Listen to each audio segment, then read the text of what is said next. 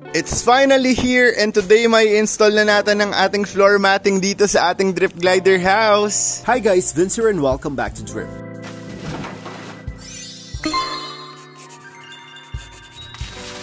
With a minimum purchase of 100 pesos, get the sticker of the week plus one random content creator sticker natin. Ang alaga mo ba yung maliit, mapayat, o matamlay? Pakainin mo na ng protein booster. Ang protein booster ay floating pellets na siguradong makakapagpalaki ng alaga mo. So ano pang iniintay mo? Add to cart and a Drip checkout mo na yan. Ganito po pala yung itsura ng napili kong floor matting para sa aking Drip Glider house. I was expecting a darker tone of brown pero okay na din naman to para kung sakaling dudumi sila ay hindi halata at madali namang i-vacuum. It was thinner than I expected pero okay naman siya kasi pag nalaglag naman yung gliders dito hindi sila masasaktan as long as hindi sila direkta dun sa semento. The look is very cozy, yung feel niya is very soft to touch. I ordered a total of 26 pieces. Tingnan natin kung magkakasya lahat dito. Yun yung sukat ko eh. Ito nga palang mga gantong floor mat ay pwede i-assemble and i-disassemble. Pwede rin siyang hugasan, pwede siyang i-washing machine. So wala tayong magiging problema kung magdumi man tong floor mat na to.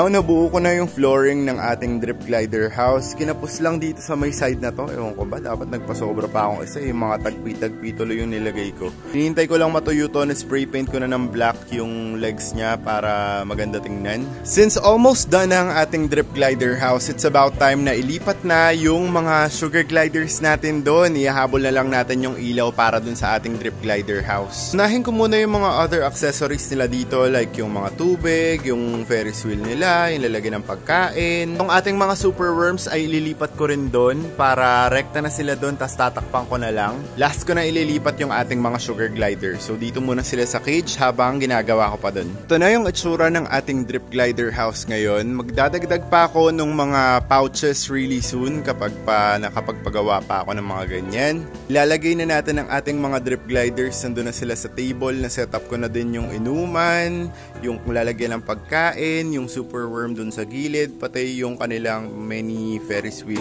Papansin nyo dito sa taas, marami akong nilagay ng mga sabitan nila. Pwede sila mag-roam around dyan. Bili pa ako ng maraming chains para medyo maibaba ko ng konti yan para hindi sobrang taas. Dito on the side na setup ko na yung kanilang Ferris wheel. Nandyan yung kanilang water bottle.